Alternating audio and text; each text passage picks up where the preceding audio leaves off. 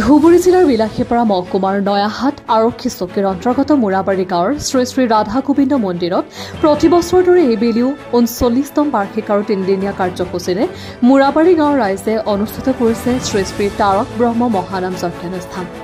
প্ৰতিবছৰৰ দৰে এইবেলিও ৮-১০ হাজাৰ মানুহ হয় বুলি আমাৰ সাংবাদিকক জানিবলৈ দিয়ে। লগতে চৰকাৰৰ ফালৰ পৰা কোনো অনুদান পোৱা নাই বুলি জানিবলৈ দিয়ে।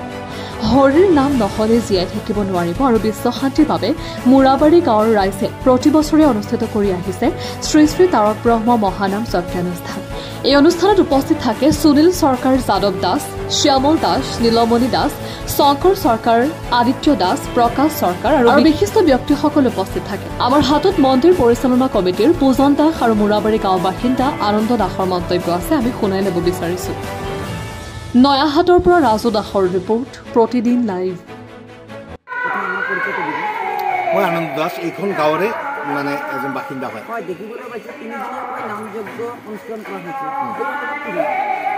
এই সন্দৰ্ভত মানে ক'বলৈ গ'লে আমি এইটো কাম বিশ্ব শান্তিৰ বাবে আমি এইটো কৰি আছোঁ। এই সন্দৰ্ভত মই কৈছোঁ হৰি নামবি কেৱলম, হৰি নামবি কেৱলম, হৰিৰ নামে আমাৰ সম্বল, এইটো বিনা আমাৰ কোনো গতি নাই।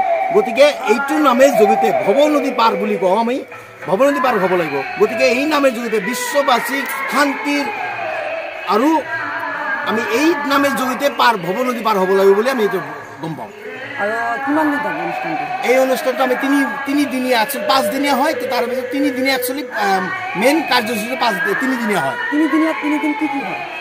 প্ৰথম দিনাখন আমাৰ হৰিনাম মহাযজ্ঞ অনুষ্ঠান প্ৰথম ৰাতিপুৱাৰ পৰা আৰম্ভ হয়, 8 পোহৰ 16 পোহৰ হয়। তাৰপিছত মহাপ্ৰভু শ্ৰীকৃষ্ণৰ লীলা কীৰ্তন হয়। এই যোগেদি এই মেছেজ দিব খুজিছোঁ যে বিশ্ববাসীয়ে এই ভাবক যে আমাৰ সনাতন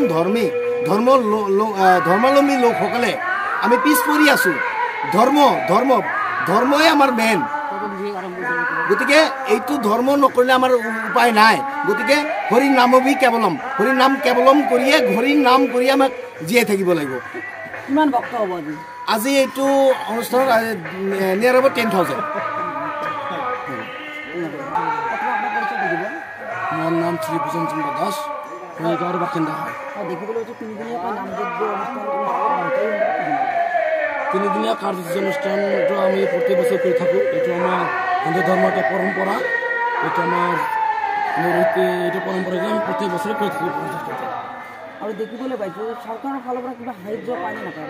না, এইটোৱে পৰম্পৰাত আমি চৰকাৰৰ পৰা তেনেকুৱা সাহায্য নাপাওঁ। আমি গাঁৱৰ পৰা সাহায্য খুজি ভিক্ষা মাগি আমি এইটো উৎসৱটো পালন কৰোঁ। চৰকাৰৰ পৰা আমি সাহায্য নোখোজো বা সাহায্য নাপাওঁ। দেখিব পাইছোঁ যিহেতু বিজেপি চৰকাৰ, এই সন্দৰ্ভত কি বুজা মানে? চৰকাৰ হ'লেও এইটো